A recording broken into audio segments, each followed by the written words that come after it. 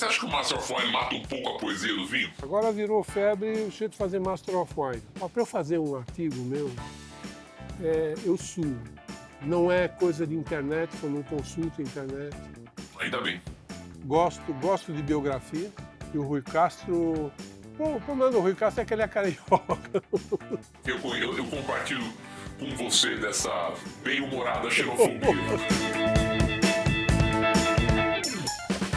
Agora virou febre o jeito de fazer Master of Wine. Então tem alguns brasileiros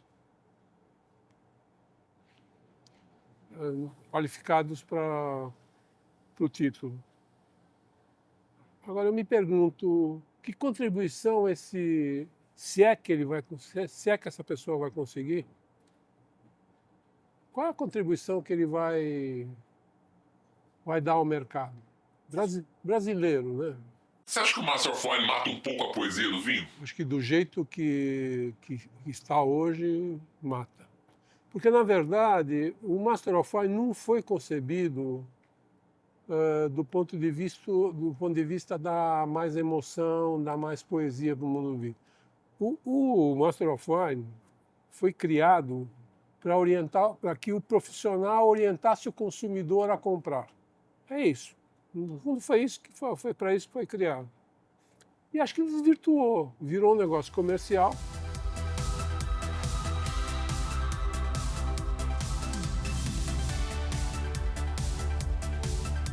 Para eu fazer um artigo meu, eu suo. É pesquisa, não é coisa de internet, que eu não consulto internet. Ainda bem. Eu leio, eu construo o artigo para que seja legível, seja entendível para o leitor, mas que tenha conteúdo. Eu acho que essa é a função de um jornalista ou de um Master of Wine, por exemplo. E eu condeno, sim, fervorosamente, esses blogueiros, jornalistas de meia tigela, e que fazem o artigo como um copiando e colando o outro. Sem conteúdo, só para cumprir uma obrigação, para soltar um artigo por semana. Para quê? Para que fazer isso? Nós temos uma missão, que é aumentar a cultura do vinho no Brasil. Essa é a minha missão, desde o começo.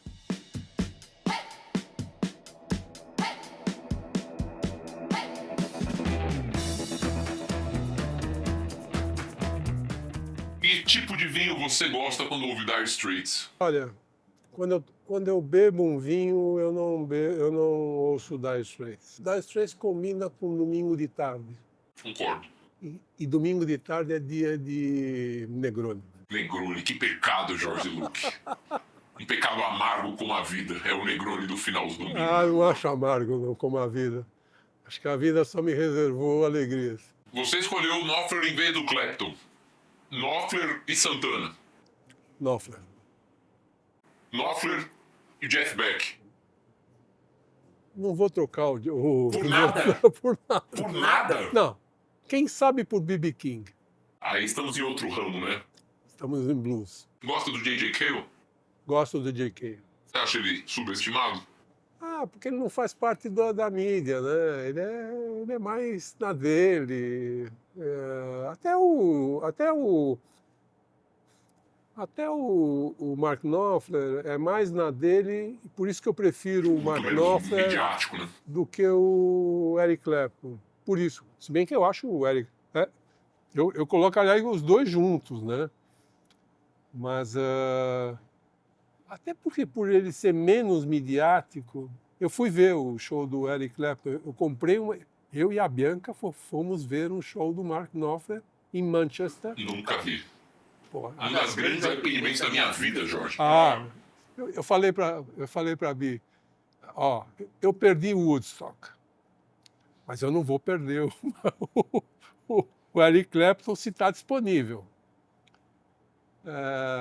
E a gente foi ver o Eric Clapton. quando ele entrou no palco, ele estava absolutamente...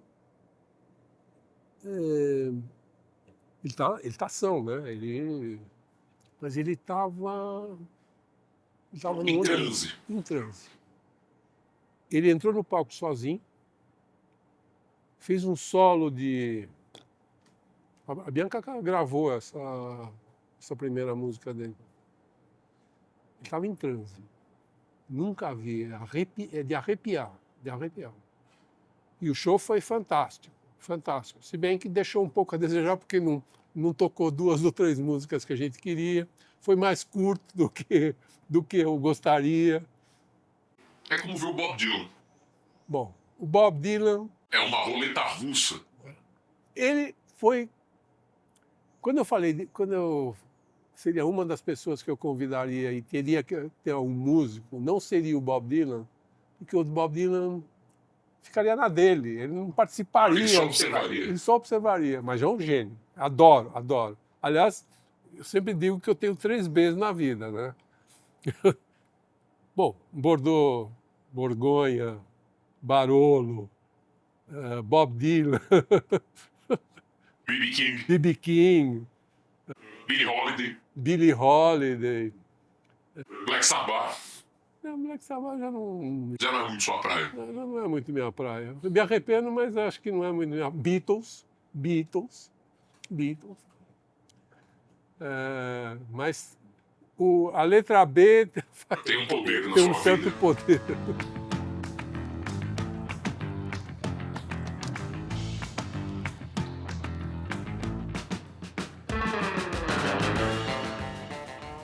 Madeira ou Jerez, Jorge Luque? Interesse. Por quê? Porque eu acho que o mundo do Jerez é mais amplo. Culturalmente?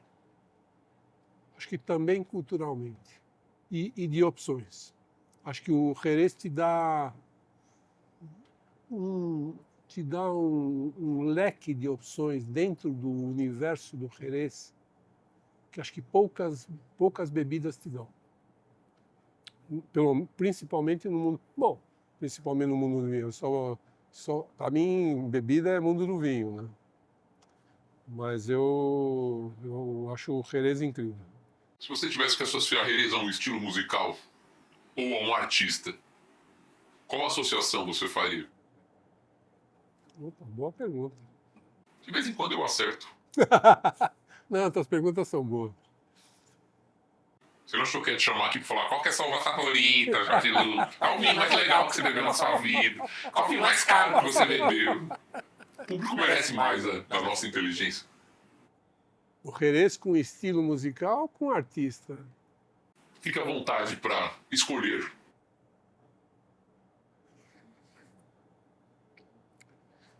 Bom, como eu gosto de jazz, eu associaria ao jazz.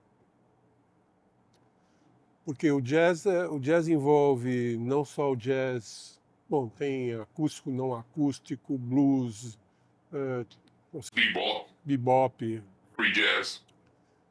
mainstream, não mainstream, ou seja, é amplo. Eu ficaria com jazz.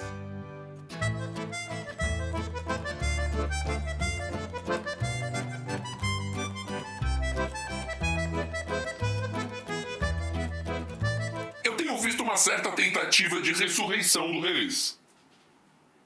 É verdade. Iniciativas, coquetelaria, promoções. Mas a mesma coisa não acontece, por exemplo, para Madeira. Madeira é mais difícil de beber. Por quê? Primeiro porque ele tem uma acidez mais pungente, né? Acho que ele tem menos... te dá menos opções, que aliás que é uma das qualidades, das virtudes do Jerez, que ele tem um painel, um leque de Muito mais amplo, né? muito mais amplo.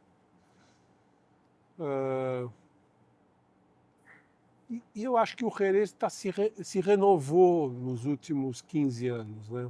Por conta da equipe Navassos. Foi eles que deram esse empurrão. E nesse empurrão, isso gerou uma ressurreição. Então tem hoje o Luiz Pérez, que está fazendo Jerez não fortificados. Isso gerou toda uma polêmica dentro do universo do Jerez. Inclusive gerou uma mudança legislativa, né, sobre o tema. Agora, né? Foi julho, agosto. Sim. Né? Ou seja, acho que não tem nem comparação. Eu gosto de madeira, mas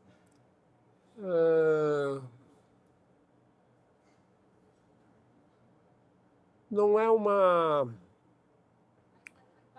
Acho que tem momento... e também não é muito fácil de combinar. Aliás, uma das grandes harmonizações que eu tive na minha vida. Fui convidado para um almoço de domingo no George Sand. Convidado, né? E na época, o sommelier do George Sand, que aliás o diretor de sala do George Sand, para mim é uma das grandes personalidades do vinho, que é o Henrique Bomar. Ele é o diretor do restaurante. E estava como sugestão do dia, tinha uma tartelete de alcachofra com trufa preta.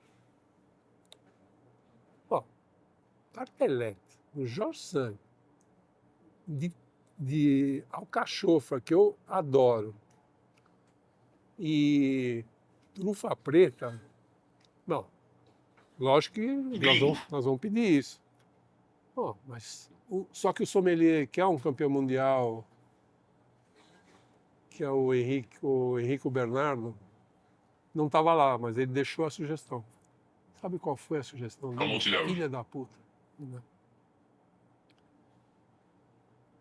É um boal velho. Uma loucura de sabores, hein? Não, é um absurdo, é inacreditável aquilo.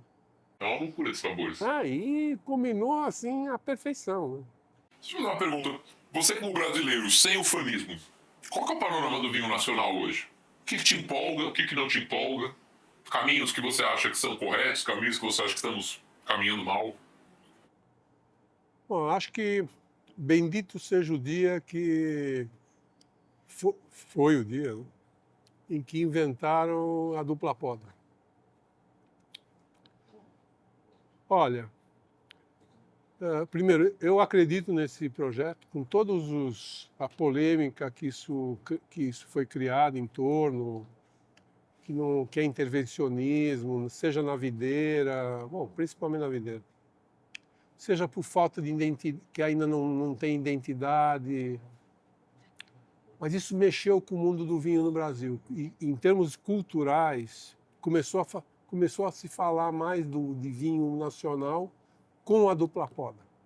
Não tem a dúvida disso. E fez com que o pessoal do Sul se mexesse, né? Porque os caras meio tosco, né? Aquilo lá estava parado no tempo, né? Foi provocativo. Foi provocativo e eles estão se mexendo. Quer dizer, já tem uma nova geração na Serra Gaúcha, seja de pequenos produtores, mas seja de mentalidade como um todo. E eu não estou dizendo miolo, hein? Estou dizendo Alma Única, por exemplo. Que o pessoal está se mexendo, porque agora tem concorrência aqui no Brasil. E tem gente se interessando. Então, não acredito em campanha, não acredito na Serra Gaúcha, acredito no espumante nacional, acredito nos vinhos tintos mais do que nos vinhos brancos. É verdade? Da Serra Gaúcha. Você é um apostador de risco. Sou. Mas tenho que reconhecer, porque eles avançaram, né? Você acha que foi quando o Bob Dylan trocou o acústico pelo elétrico? Eu tenho saudades do acústico. Eu vi o filme dele. Né? Eu gosto daquelas trincas dos álbuns iniciais, Freewheeling Bob Dylan. Lógico. Mas deu uma nova dinâmica nos... Foi provocativo. Foi provocativo. Provocativo. E você assistiu o filme? Não. Vale a pena assistir porque dá uma certa pena, porque o cara que promoveu ele, que botou ele no circuito de Nova York, que é o organizador do festival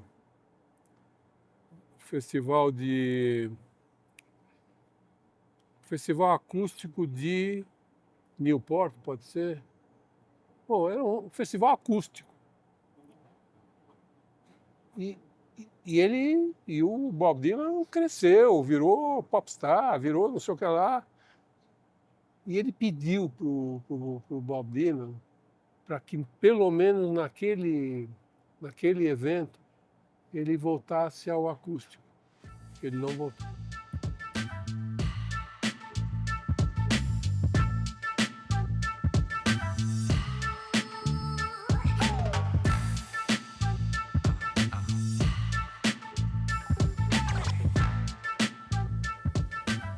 Você acha que o Hermeto Pascoal é o vinho natural do nosso cancioneiro popular? Acho sim. Acho sim. E as pessoas precisam entendê-lo, ele nunca será compreendido. Nunca será compreendido. Acho que não é para o grande público, isso é para o intelectual. Ou seja, assim como o vinho natural, de muitíssima característica. Acho que o vinho natural não é intelectual. Não. Não, muito pelo contrário. Acho que o problema do vinho natural é que todo mundo acha que por ser natural ele é bom. E ele tem uma série de problemas, porque ele não envelhece. Ou seja, um vinho natural é um vinho para ser tomado perto de onde ele é produzido. Ele viaja mal. Não acredito em vinho sem anidrido sulfuroso, não acredito. No mínimo, um pouco no engarrafamento, pelo menos para garantir que ele vai sobreviver. E isso daqui essa minha ideia, esse meu conceito, não é meu particular. Isso é coisa do Josko Gravner, isso é coisa da Anne-Claude Leflaive, que nunca deixaram de usar, porque você trabalha o ano inteiro para fazer um vinho, e só porque você não quer usar o anidrido sulfuroso, que é uma garantia e que é uma coisa que os antepassados utilizavam, você não usar porque vai contra os seus princípios, aqui, não acredito nisso.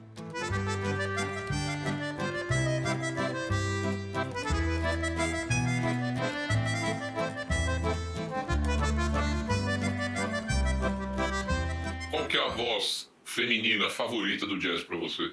Por incrível que pareça, não é a Billie Holiday. Acho que dentro do estilo, acho que ela Fitzgerald é incrível, ela tem um timbre incrível. Eu gosto desse estilo mais rouco, não é Mais grave? Mais grave. Não é a Shirley Horn, mas também eu gosto da Shirley Horn, mas é por aí. Mas, por exemplo, a minha eleita não seria a Billie Holiday.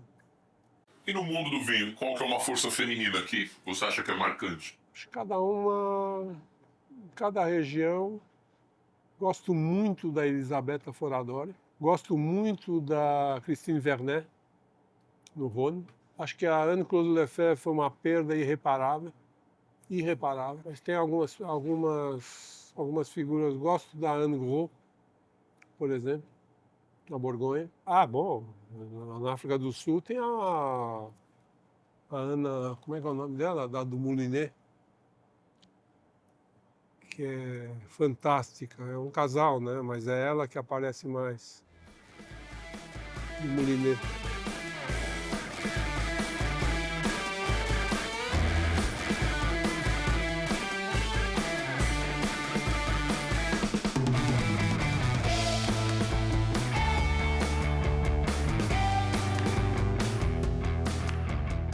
E deixa eu te fazer uma outra pergunta. Em toda essa jornada, recentemente, que região ou estilo de vinho mais surpreendeu? Que tem chamado sua atenção? Tomei um vinho sábado que... Sábado. Acho que foi... tá entre os melhores do ano. Diga aí. É um vinho Santorini, Sempre eles, os gregos de Santo branco. branco, chama Laudia. E esse vinho a gente tomou, foi no sábado. Com uma receita. Bom, eu e a Bianca, a gente cozinha sexta e sábado religiosamente. Você cozinha, Jorge? Sim. Quer dizer, cozinho em parceria, né? Não, vamos lá, vamos estabelecer essa parceria. Você olha ou você cozinha? Não, eu cozinho junto com a Bianca. A gente Certo. corta junto. Isso faz parte do Um ritual. faz parte do ritual. E é uma receita do Jurá. Só que minha filha veio jantar em casa e ela não toma vinho. Aliás, esse é o meu grande... É a nova geração. Não é. Desde criança. Foi uma reação a Uma reação à sua obsessão. a minha obsessão. Olha, Mas é isso. Que coisa interessante. Mas é 100% isso. Tenho consciência disso. Freudiano. Não só freudiano, mas teve a participação da mãe dela, né? De quem eu me separei, que também não bebia. Tá bom, então tá explicado. Sempre as relações, os problemas eles são sempre muito gregos, né? São grandes tragédias gregos. Tá bom, tá certo. Então a gente fez uma receita do Jurá, que é morri, frango, em um creme de leite, que é uma receita típica do Jurá com morri. E a minha filha tinha trazido morri, eu preparei essa receita para ela. Quer dizer, eu e a Bianca. E eu servi o laude. Bom, já sabia que eu gostava muito do laude, mas o laude arrebentou. Tenho gostado muito desses vinhos brancos, com traço de salinidade, com acidez muito alta, com madeira imperceptível, com essa característica que alguns dizem, né, extremamente mineral, apesar de eu também ser um problematizador desse termo, mas em termos de textura, eu gosto muito desses vinhos, cara. Os xarelos das Ilhas Canárias, eu acho incríveis. Esses brancos gregos, Assírtico e outros, eu acho Se você incríveis. puder, custa caro. Eu já não posso. Se você custa caro, eu já não posso. Mas... Não, caro quanto? Não, custa caro. Esse laude custa caro. 1.000 e pedal. Eu vou fazer um empréstimo no banco para ter um pouco de prazer. Não, uma coisa que eu aconselho, esses tipos de vinhos são tão bons que você tem que tomar. Se você se você cacifar R$1.300, R$1.200 num vinho, dói, né? Dói. Por mais desconto que você tenha, vai quanto? 800? Vai 800 pau. O conselho que eu dou, junta 3 amigos, faz uma vaquinha. Justo. Faz uma vaquinha, sai 300 pau para cada um. Pô, vai perder a oportunidade de tomar um vinho desse?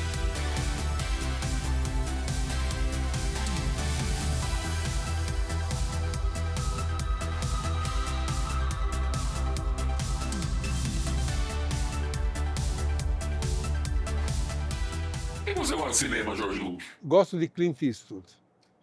Estranho sem nome. Por um punhado sem dólares. Punhado sem dó. Sabe que eu comecei a fumar toscaninho por causa do Clint Eastwood, né? Eu achava cool. Pô, aquele Gran Torino, Muito bom. é muito bom aquele filme. Até o melodrama lá, o... Mina de Ouro. Não, e o... A Mula, você assistiu a A Mula? Mula, lógico que assisti.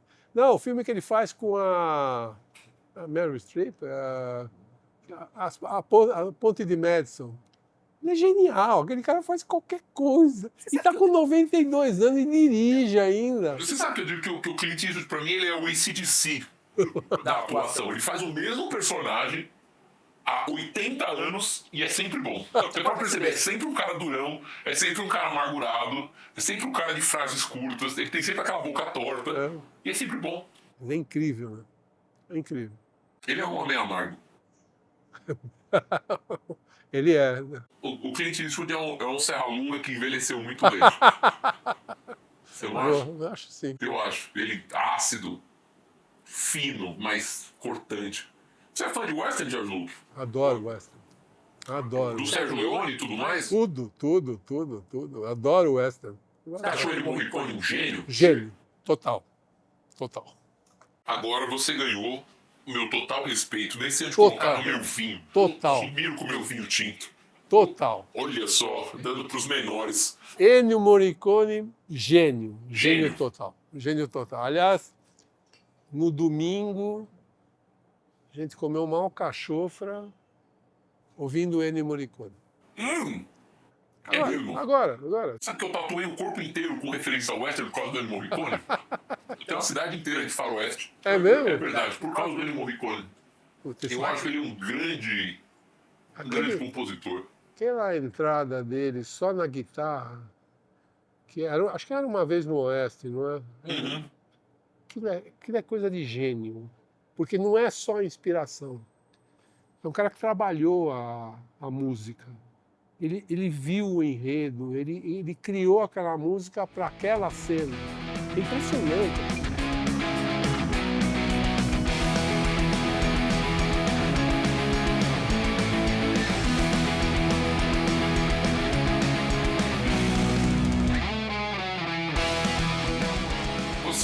Você é um profícuo escritor e leitor. Tem algum autor de cabeceira? Se eu tiver um leitor de cabeceira, vai ser o Rui Castro. Gosto de biografias. E o Rui Castro... O problema do Rui Castro é que ele é carioca. Eu compartilho com você dessa bem-humorada xenofobia. Mas fique tranquilo. Mas eu gosto de biografia em geral. Gosto de biografia. Quem você gostaria de escrever sua biografia? Nunca.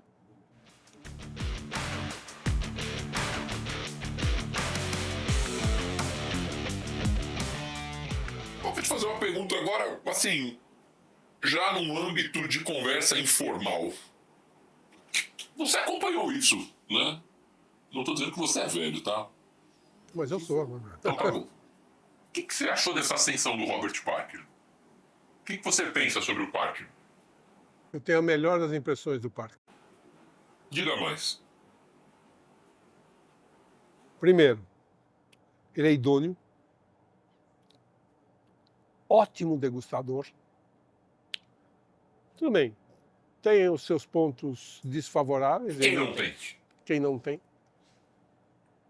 Ou seja, qual é o ponto desfavorável? É que ele gosta de vinhos robustos.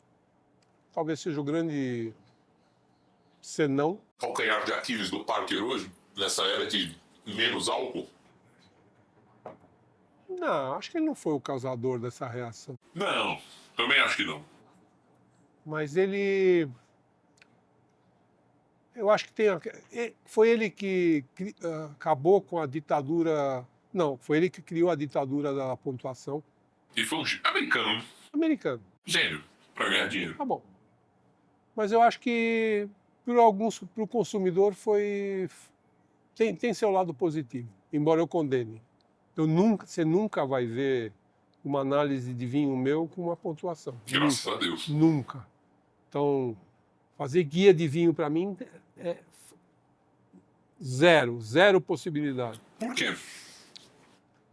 Bom, primeiro porque eu acho que você é obrigado a pontuar.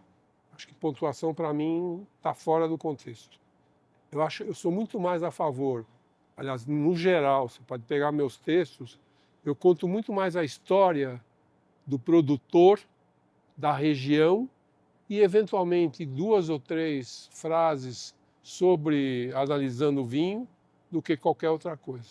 Porque, no fundo, a análise do vinho é tudo igual. O que você pode inventar? Mais corpo, um pouco menos corpo, mais frescor, não frescor? Eu sempre digo que é muito mais uma questão de quem tem mais vocabulário para impressionar. Ninguém tem vocabulário, é tudo a mesma coisa. Chega uma hora, né? É isso. Então, voltando, como é que é? A questão que eu te pergunto é, veja, o Parker, você não quer fazer um guia de vinho. Não. Porque você acha que isso seria um contrassenso por conta dessa pontuação, que é uma metodologia inexata. Ninguém consegue me explicar a diferença de 1098 para 99 pontos. Não dá, não é. E depois isso já criou, degenerou, né? Porque você tem os James Suckling da vida, que usou e usa as altas pontuações para se promover. Porque quando ele quando ele dá 99, 100 pontos para um vinho, o produtor vai publicar e vai elevar o nome. Ó, quem deu no... James Suckling. Tem um Você acha monte... que o Parker não fez isso? Ele não fez. Não fez. Não fez. Ele nunca se proporia a fazer isso. Ele não dava nota alta para ter algum benefício. Ele dava alguma nota alta porque ele acreditava no vinho. Então, eu acho que o Parker só trouxe... Lógico, tem esses lados negativos, né? Mas acho que a grande contribuição dele foi aumentar o número de interessados por vinho. Então, foi ele que abriu o mercado asiático.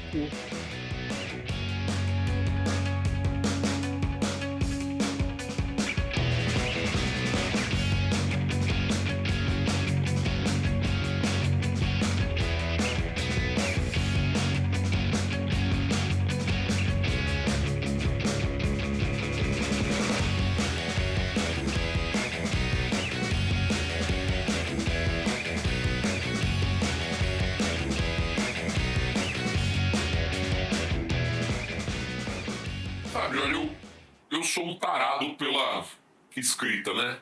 Não me julgo um grande escritor, mas eu me julgo um grande praticante da escrita. E você escreve vorazmente. Quem, no mundo do vinho, lhe desperta interesse pelo texto? Que você gosta de ler o que esse cara escreve? Texto por texto, a Jancis. Certo. Mas não as avaliações dela. Porque ela não avalia bem. Primeiro que lógico que ela degusta bem. Mas as avaliações dela é descartável. Porque é tudo igual.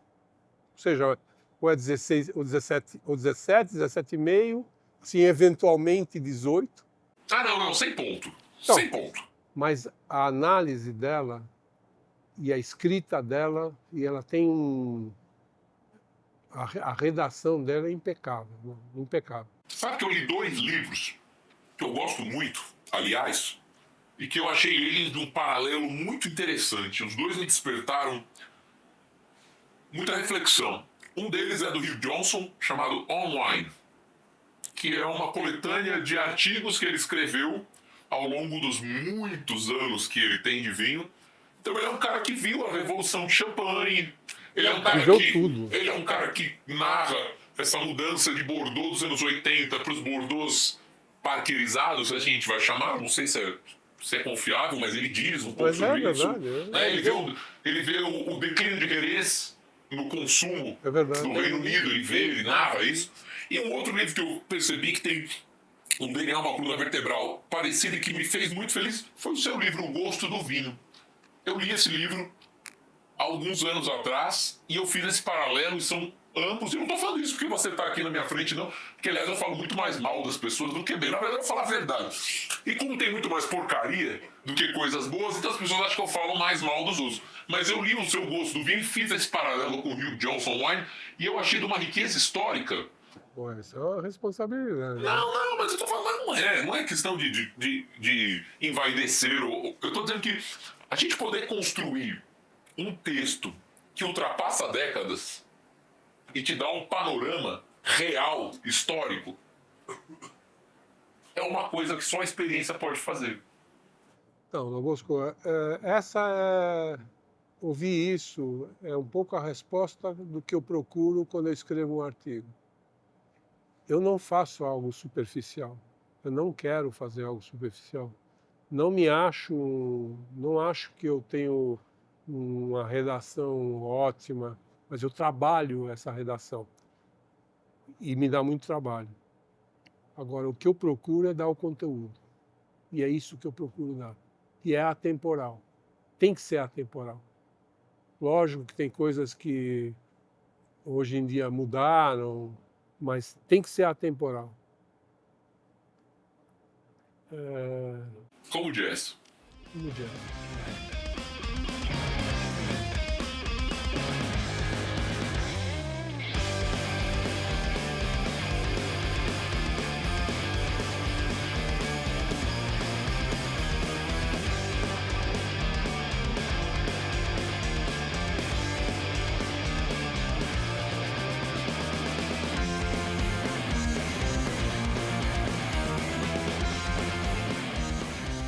Já que você é um grande amante de jazz e, obviamente, um grande conhecedor de Borgonha, você prefere o Ed Mota como degustador ou músico?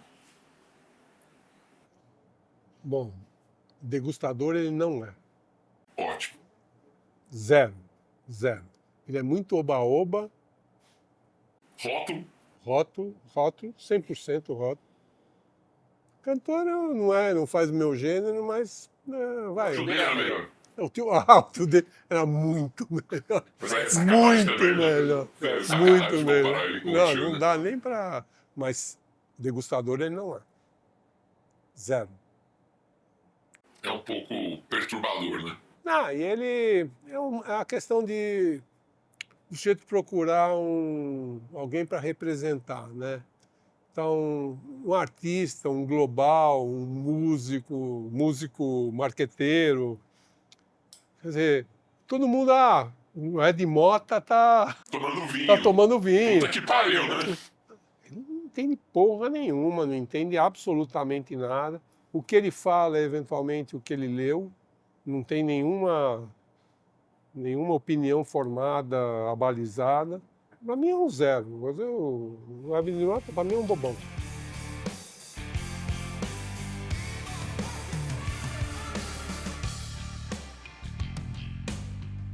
Se você se aposentar, pendurar as chuteiras... Tô fodido. Não, imagina. Você tem pontos honorários.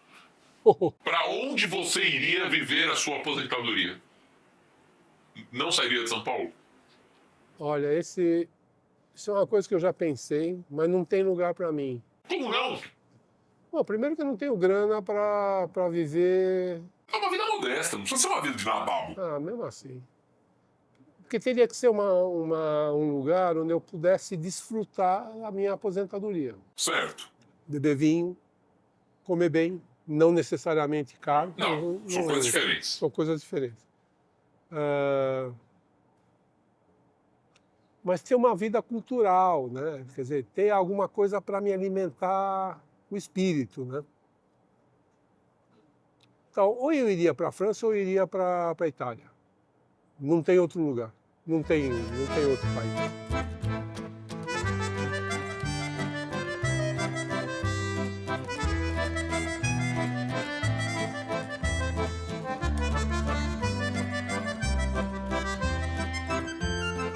Em algum momento você já se arrependeu da carreira? Nunca. Nenhum. Você olhou e falou assim, puta que pariu, o que eu tô fazendo? Pelo contrário. Acho que é um privilégio. Eu trabalhei como engenheiro civil, me formei como engenheiro civil. Mas atuou? Atuei, Fez obra? fiz obra, 7 horas da manhã estava lá com os peão. Nunca tive problema com peão. Nunca tive problema com peão. Mesmo quando eles pediam adiantamento? Nunca tive problema com peão. Meu problema era com o cliente. Você fez que tipo de obra, Jorge Luque? Casa, prédio, quando não tinha esse boom de incorporadora. Né? Teus prédios estão em pé aqui em São Paulo? Ouça, então. É mesmo? Não, eu era um ótimo técnico, sério mesmo. Um ótimo técnico. Você conhece o Manuel Chical da Adega Latejano? Sim. Bom, ele era superintendente da Tecnisa. E ele largou, ele ganhava uma puta grana e foi ser importador de vinho alentejano. Você pode... Isso há 30 anos atrás? Isso foi em anos 90. Isso foi anos 90. Na época que o Alentejo era mato. Era mato. Ninguém conhecia o Alentejo. Tá chegando. E eu fui oferecer meus serviços para ele, porque eu não era um incorporador, eu era um construtor, né? E ele, superintendente, ele contratava os empreiteiros. Quer dizer, no fundo eu era um empreiteiro, não era um construtor. Eu era um construtor com CREA, com diploma de engenheiro, mas eu tinha uma boa equipe, pequena, mas tinha, e fazia obras meio fora da curva, né? Quer dizer, não era obra Ordinário. meia boca, né? Quer dizer, mas eu trabalhei em obra e eu fui migrando para o vinho aos poucos. Eu não foi uma mudança. Como que foi essa transição de carreira quando você estava equilibrando esses vários pratos? Nunca te deu um desespero, assim? Não, me deu desespero quando começou a mudar o mercado de construção civil. Para onde? Não, porque começou. Eu sobrevivia como engenheiro fazendo obra pequena, casa, o cliente me indicava para um outro cliente, fazia obras para um ou outro investidor, mas obra pequena, mas nunca dava continuidade, né? Esses clientes. E isso nos meados dos anos 80, 85 para ser mais exato, eu comecei a frequentar o mundo do vinho. E fiz parte, aliás, na época não tinha ABS da vida. Chamada, né? Tinha a SBAV. Ah, bom. Tinha a SBAV. Embrionária, né? Cujo presidente... a SBAV foi criada em 1980. E o presidente da SBAV era o Cabral, que morreu antes. Sim, recentemente. Que era uma grande figura. Grande. E como eu tinha uma bagagem internacional, tinha ido viajar para a França, passava as minhas férias na França. Eu era engenheiro de uma construtora na época.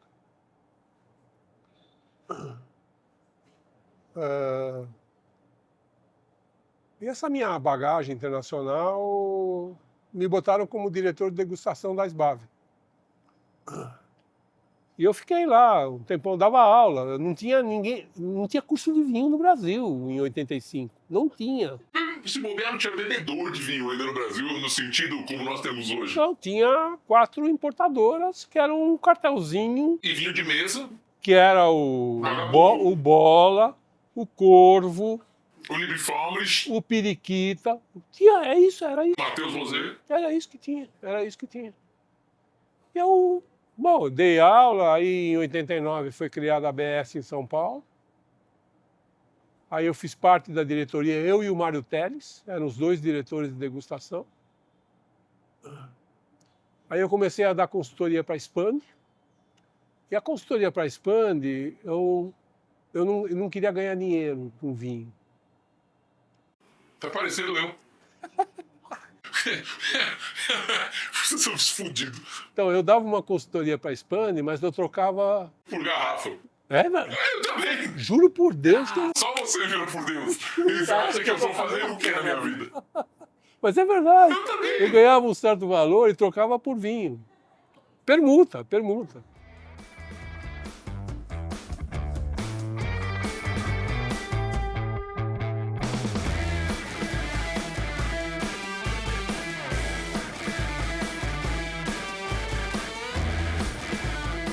Quando eu comecei a me interessar por vinho, eu fui para o vinho porque o vinho me trazia uma certa curiosidade, que outras bebidas não traziam. Eu comecei a beber na faculdade. Agora, naquela época você bebia qualquer coisa. Até hoje, viu? Não vai achando que a geração de hoje não bebe Não. Corote com Yakult. Olha, você bebe Corote com Yakult? Tá bom. Você bebe, né? Tá demitido. Mas foi o que me levou para o vinho, né? Porque o vinho me trazia alguma coisa a mais. Não era beber cerveja com os amigos, tomar batida de coco lá no cu do padre. Nossa, ali atrás da igreja, hein? Eu estudei na Poli, né? Então eu matava a aula para tomar batida. E o rei das batidas ali? O rei das batidas... É posterior. A gente ia lá também, mas o nosso point é lá o cu do padre, né? Que era um corintiano... Tá até hoje. Você é corintiano? Claro que é, né? Você chamou o Sócrates. Lógico. Lógico, sim. Você acha que o Neto é um filósofo calado? Não, não. O Neto é um imbecil. Mas jogava muita Ele devia bola. ficar quieto. Mas jogava muita bola. Você acha que ele jogava muita bola mesmo? Jogava. Sério? Jogava. Não, a gente deve pelo menos 2 ou 3 títulos Ao Neto. ao Neto. Mas na seleção ele foi medíocre. O Raí fez alguma coisa na seleção? Graças a Deus, Também não. não. O Ademir da Guia fez alguma coisa na seleção? Também não. Uma coisa é jogar no time, outra coisa é jogar na Quem você seleção. acha que foi o maior jogador de futebol de todos os tempos? Pelé. Fora o Pelé. Brasileiro. Olha, eu sou corintiano, eu via os aspirantes do Corinthians jogar para ver o Rivelino jogar. Mas eu não colocaria o Rivelino entre os 10 primeiros. Careca. O Careca era goleador, né? Não era um virtuoso. Gaúcho. Renato Gaúcho. É um monstro, né? Renato Gaúcho e o Fenômeno, esse sim. O Ronaldinho Fenômeno, esse sim. Esse é um cara que ele não fazia só gol, ele era um gênio. Acho que menos malabarista do que o Ronaldinho Gaúcho, mas foi um grande... O cara, ele era diferenciado. Acho que depois do Pelé, se eu tivesse que classificar, colocaria o Ronaldo Fenômeno. Olha só, esse foi um dos papos mais malucos que eu tive até hoje sobre vinho, porque ele foi de Ennio Morricone a Billie Holiday, ele bateu em Led Zeppelin, depois ele subiu por baixa intervenção, depois a gente falou mal do Ed Mota, depois a gente, não, vamos falar, velho, depois a gente bebeu Maurice Loa, e acho que foi um papo contundente, hein? Adorei. Foi contundente, hein? Adorei. Melhor do que aquelas entrevistas chapa branquista daqueles, né? Olha quem vem ali, ó.